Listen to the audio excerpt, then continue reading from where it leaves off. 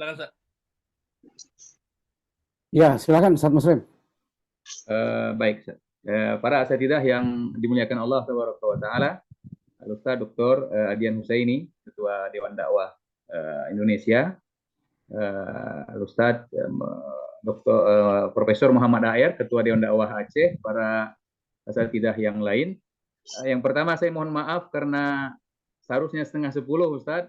Kita di sini baru bisa bergabung jam 10 karena memang kondisi waktu sore Aceh yang lebih lambat dari daerah-daerah yang lain. Sebelumnya saya mohon maaf, ini bukan dalam rangka menggurui, tetapi anggaplah ini seperti anak ustadz yang pulang dari pesantren sedang berbicara apa yang dia dengar di pesantrennya dan cerita kepada kedua orang tuanya berkaitan dengan kiat ya meraih takwa di bulan Maghfirah. Para asatidzah yang dimuliakan Allah Subhanahu wa taala, sebagaimana kita ketahui bahwa pada saat sekarang ini kita dengan izin Allah sudah memasuki bulan Ramadan yang mulia, dan malam hari ini sudah masuk ke malam yang kedua atau sebahagian mungkin sudah berada pada malam yang ketiga Ramadan. Tentunya bertemunya kita dengan bulan Ramadan yang mulia ini merupakan sebuah nikmat yang cukup besar, sebagaimana dikatakan oleh Al-Imam Ibnu Rajab dalam kitabnya Lataiful Ma'arif. Kata beliau, bulughu syahri Ramadan wa siyamihi nikmatun azimah, bahwa ketika Allah mengizinkan kita untuk bertemu dengan bulan Ramadan dan kita bisa berpuasa serta melakukan ibadah-ibadah yang lainnya di bulan Ramadan, ini merupakan nikmat yang cukup besar, kata beliau. Ala man aqdarahu Allahu alaihi, bagi siapa yang Allah berikan kesempatan dan Allah berikan dia kemudahan untuk mengisi Ramadan tersebut dengan ibadah yang begitu banyak. Dan ini perkataan Ibnu Rajab dalam kitabnya Lataiful Ma'arif. Juga bagaimana kita mendengar ya sebuah hadis yang diriwayatkan oleh Imam Ibnu Majah dari salah seorang sahabat yang mulia yang bernama Thalhah bin Ubaidillah. Ya, Thalhah bin Ubaidillah menceritakan bahwa dia pernah mendatangi menyaksikan dua orang yang bersahabat yang bertemu dengan Rasul ya Shallallahu Alaihi Wasallam. Kedua-duanya adalah orang yang begitu semangat beribadah, begitu semangat berdakwah. Ya, tetapi satu di antara dua sahabat ini ya lebih tinggi semangatnya sehingga ketika dalam sebuah peperangan ya dia pun mengikuti peperangan dan selanjutnya dia syahid ya di jalan Allah Subhanahu wa taala. Adapun teman yang kedua ya tidak sempat ikut berperang ya di jalan Allah ya, tetapi dia sempat bertemu dengan bulan Ramadan yang mulia. Dia beribadah, dia maksimal ibadah di dalamnya. Dan setelah Ramadan dia pun meninggal dunia. Artinya dua-dua sahabat ini meninggal dunia. Satu meninggal di jalan Allah Subhanahu wa taala dan sebelum sempat bertemu dengan bulan Ramadan. Dan sahabat orang yang kedua ini ya tidak sempat berjihad di jalan Allah karena aktivitasnya yang lain. Dan dia bertemu dengan bulan Ramadan dan dia maksimal beribadah di bulan Ramadan tersebut. Ya. Dan ketika kedua-duanya meninggal, kata Thalhah, aku bermimpi bahwa ternyata yang duluan masuk surga adalah orang yang kedua, ya orang yang belum sempat berjihad, tetapi dia bertemu dengan bulan Ramadan, dia maksimal beribadah di dalamnya, dia lebih dahuluan masuk surga. Kata Thalhah, maka aku pun merasa aneh dengan mimpiku ini, maka aku ceritakan kepada Rasul Shallallahu Alaihi Wasallam. Kata Rasulullah, wahai Thalhah, kenapa kamu bingung? Bukankah orang yang kedua tersebut ya dia bertemu dengan bulan Ramadan, dia bisa puasa, dia bisa sholat, dia bisa melakukan ibadah-ibadah yang lain. Inilah yang menyebabkan dia lebih dahulu masuk surga dibanding temannya yang pertama. Tentunya ini merupakan ya motivasi yang begitu luar biasa ya dari Rasul Shallallahu Alaihi Wasallam. Ya bagaimana bagi kita yang bertemu dengan bulan Ramadan ini, ya, bagaimana kata Imam Ibnu Rajab tadi merupakan nikmat yang begitu besar. Ya jangan sampai kita sia-siakan bulan Ramadan ini dengan berbagai macam aktivitas ketaatan kita kepada Allah. Baik aktivitas kita secara khusus dengan Allah, ya baik itu dimulai dari puasa Ramadan, ya dari sholat malam, baca Al-Quran, ya zikir, doa, ya atau juga ibadah-ibadah yang berkaitan dengan yang menyampaikan ilmu ya kepada ya khalayak, kepada masyarakat. Yang kita maksud di sini adalah dalam berdakwah. Ya ini adalah momen yang sangat luar biasa bagi kita sekalian. Ya bagaimana Ramadan ini ya keinginan manusia untuk mendengarkan nasihat-nasihat begitu terbuka Maka ini menjadi momen yang sangat luar biasa ya.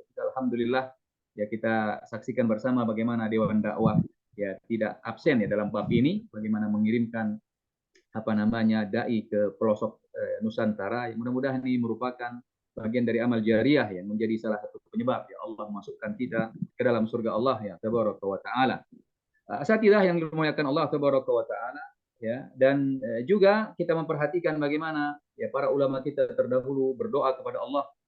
Bahkan Imam Ibnu Rajab juga menyebutkan dalam kitabnya Lataiful Ma'arif, 6 bulan ya, sebelum Ramadan mereka sudah berdoa kepada Allah agar dipertemukan dengan bulan Ramadan yang mulia.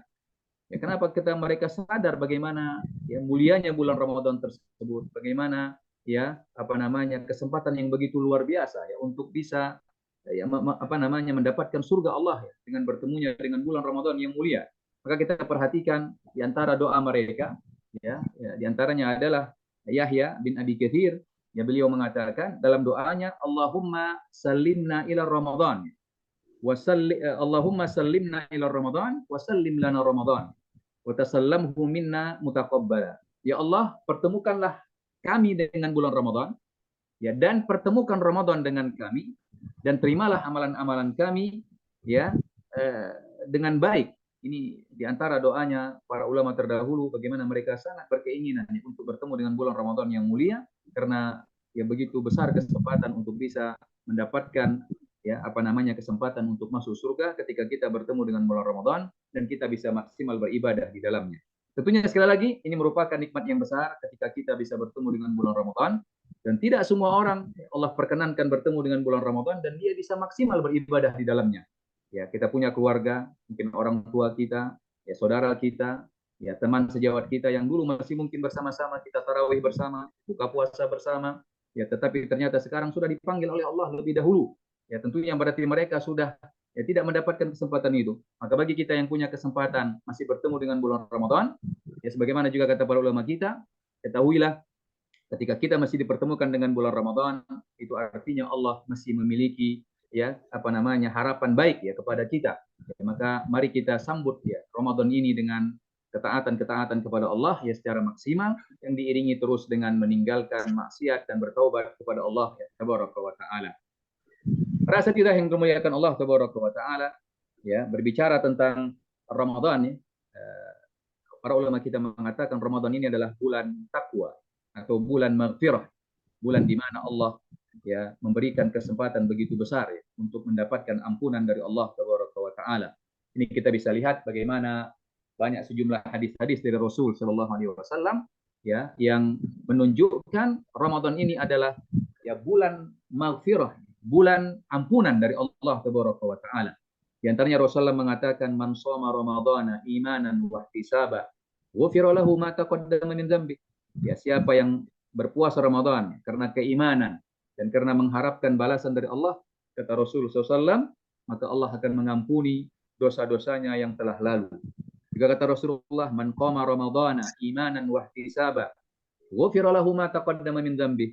Ya, siapa yang melakukan sholat malam di bulan Ramadan dengan keimanan kepada Allah dan juga mengharapkan balasan dari Allah, kata Allah, maka Allah akan mengampuni dosa-dosanya yang telah lalu. Juga kata Rasulullah, man qama lailatal qadri imanan wa ihtisaba ghufira lahu ma taqaddama min dzambi.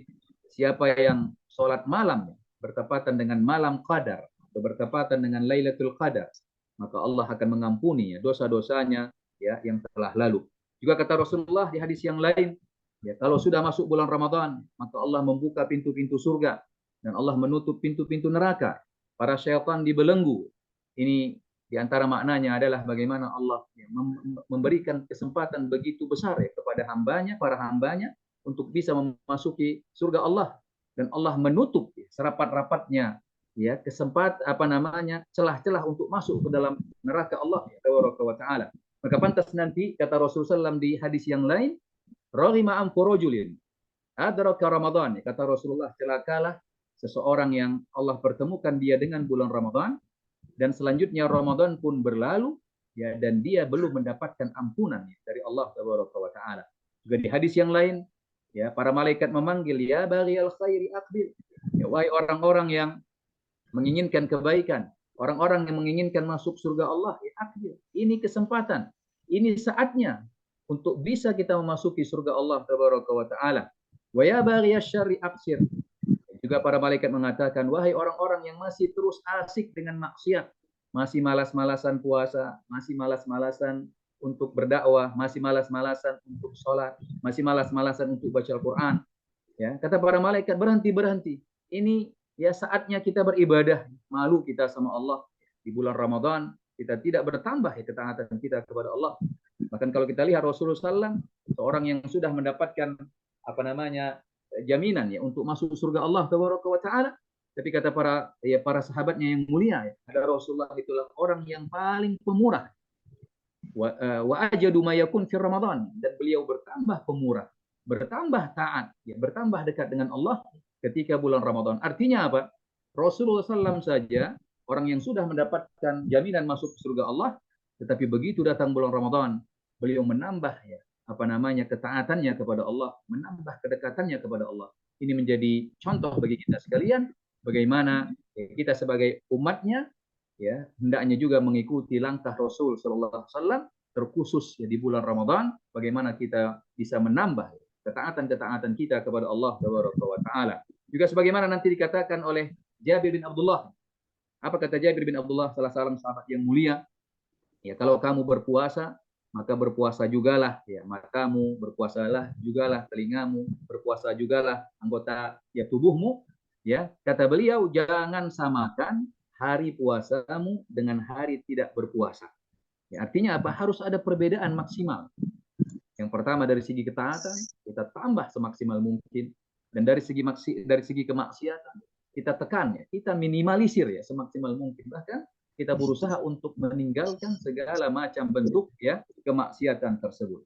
Asatidzah yang dimuliakan Allah Tabaraka wa Ta'ala, ya oleh sebab itu ya setelah kita melihat bagaimana besarnya nikmat Allah dengan kita dipertemukan dengan bulan Ramadan, dan juga Allah membuka ya, pintu maghfirah, pintu ampunan di bulan Ramadan yang mulia tersebut, ya, maka menjadi poin penting selanjutnya adalah bagaimana kita bisa mendapatkan ya maghfirah tersebut, ya, bagaimana kita bisa mendapatkan ya status ya ketakwaan tersebut. Asatidzah yang dimuliakan Allah Tabaraka wa Ta'ala, tentunya banyak hal ya yang bisa kita lakukan. Di antaranya adalah yang pertama, hendaknya kita tidak lupa untuk terus ya berdoa kepada Allah Tabaraka wa Ta'ala agar kita dibantu, dimudahkan oleh Allah untuk menambah ketaatan kita di bulan Ramadan yang mulia ini, dan kita dimudahkan untuk jauh ya dari bermaksiat ya kepada Allah di bulan yang mulia ini. Ya, karena sebenarnya ya ketakwaan yang bisa kita capai itu adalah karena izin Allah Subhanahu wa Ta'ala. Maka jangan pernah kita mengandalkan kemampuan kita pribadi, ya kehebatan keilmuan kita, tetapi mintalah ya bantuan dari Allah Subhanahu wa Ta'ala. Rasul sallam selalu mengajarkan kepada para sahabatnya yang mulia, ya di antara doa yang diajarkan ya adalah doa yang diajarkan oleh Rasul sallam kepada para sahabatnya. Apa doanya? Allahumma a'inni ala dzikrika wa syukrika wa husni ibadat. Ya Allah, bahkan ini dalam beberapa ayat disebutkan doa Rasulullah yang diajarkan kepada Mu'adz bin Jabal. Kata Rasulullah, jangan kau tinggalkan doa ini wahai Mu'adz, ya, di akhir salatmu. Ya, ini sebagian menguatkan adalah setelah tahiyat akhir sebelum salam. Allahumma a'inni ala dzikrika, ya Allah, bantulah aku ya, untuk senantiasa mengingatmu. Allahumma a'inni ala dzikrika wa syukrika, bantulah aku untuk senantiasa bersyukur kepadamu ya Allah. Wa ala husni ibadatik, dan bantu aku ya Allah untuk senantiasa beribadah kepadamu dengan baik. Ini diajarkan Rasulullah kepada para sahabatnya. Kita tahu para sahabat adalah generasi-generasi terbaik, orang-orang terbaik setelah Rasul Shallallahu Alaihi Wasallam. Tetapi Rasulullah ya tidak menjadikan percaya begitu saja kepada para sahabat. Tapi Rasulullah ajarkan mereka agar minta berdoa kepada Allah Subhanahu wa Ta'ala.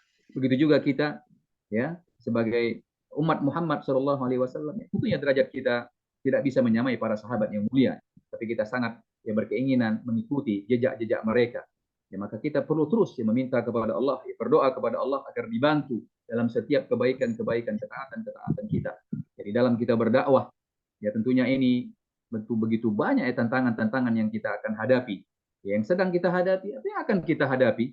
Ya, karena memang dunia dakwah adalah dunia yang penuh dengan berbagai macam tantangan. Tapi seorang muslim, seorang mukminah yakin ya bahwa semua itu akan bisa diatasi, akan bisa dia jalani dengan baik ya ketika mendapatkan bantuan dari Allah Subhanahu wa taala.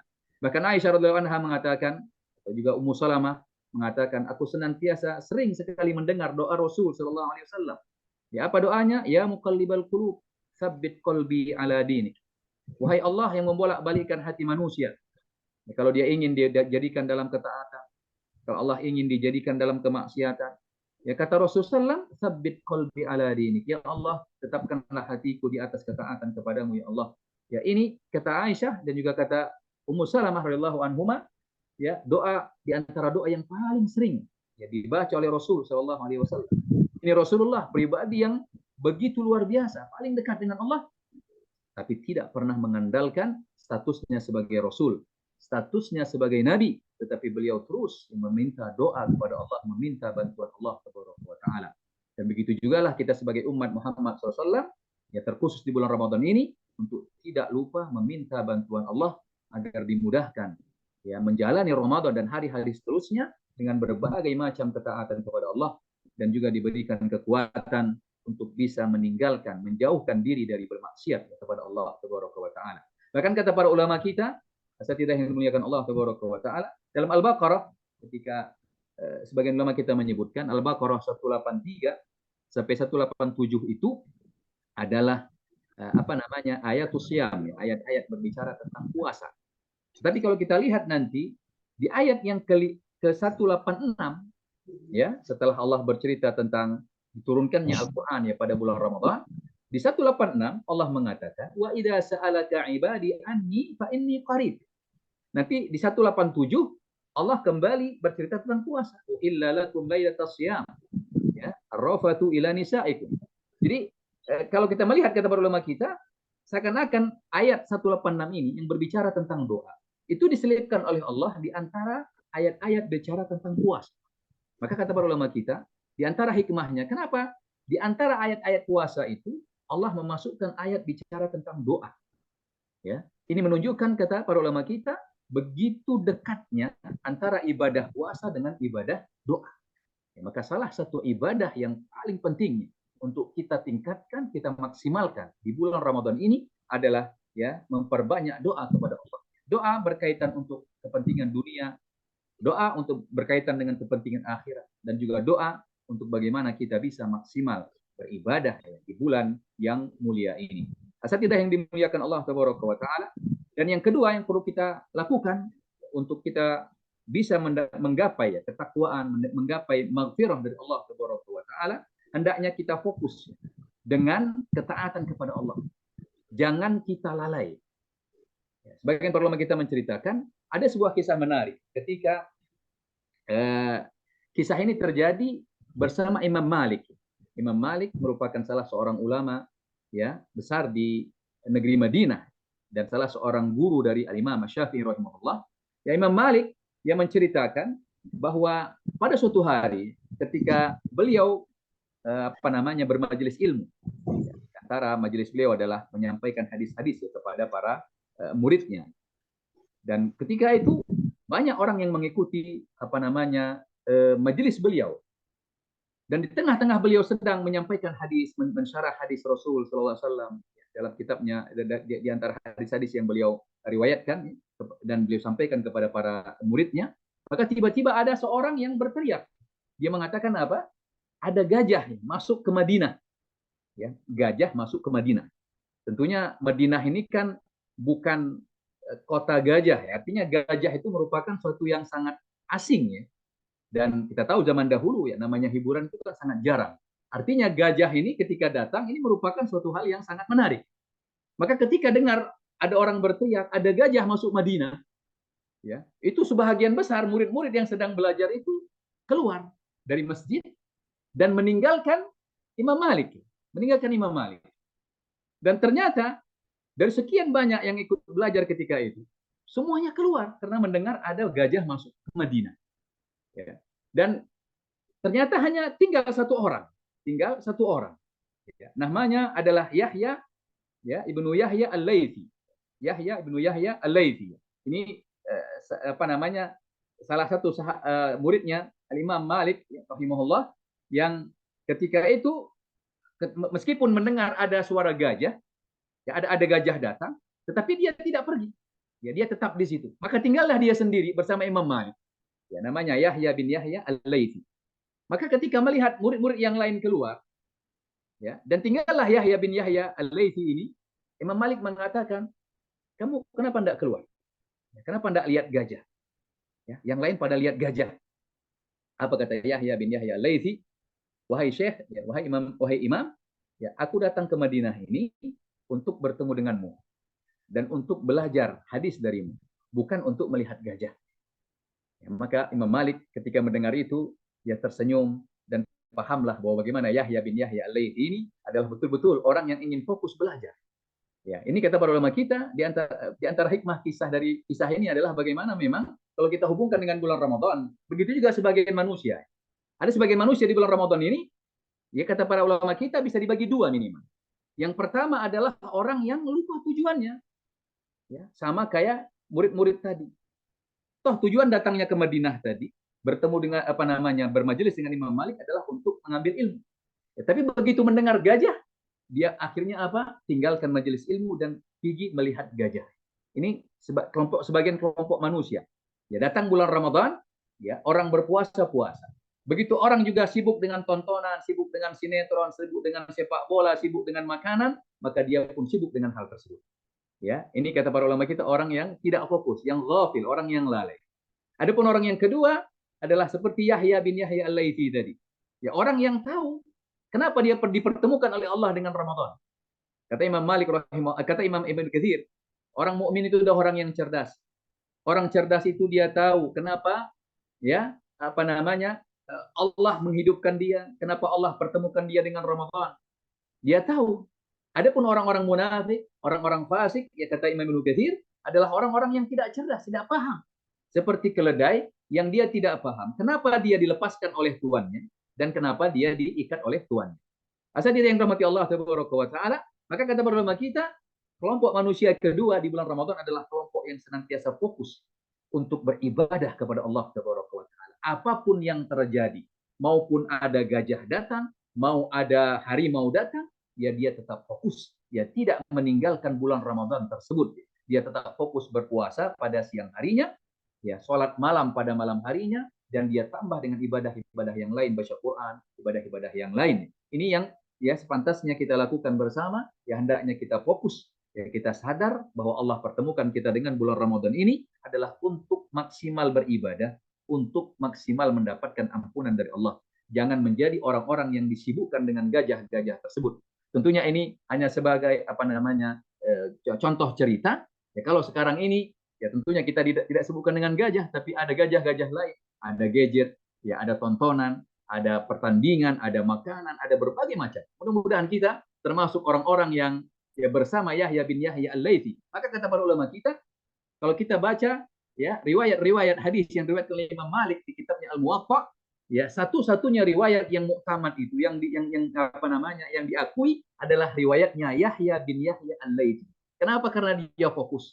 Adapun riwayat-riwayat ya dari murid Imam Malik yang lain, kata para ulama kita, ya tidak termasuk riwayat yang paling dikuatkan. Tapi riwayatnya Yahya bin Yahya Al-Laitsi ini adalah riwayat yang paling diterima, paling diunggulkan karena dia fokus. Begitu juga kita berharap ya dengan fokusnya kita di bulan Ramadan dengan ketaatan kepada Allah dan jauh dari bermaksiat kepada Allah, kita menjadi orang-orang yang diakui status kita dan mendapatkan status ya ketakwaan ya di akhir ya Ramadan nanti.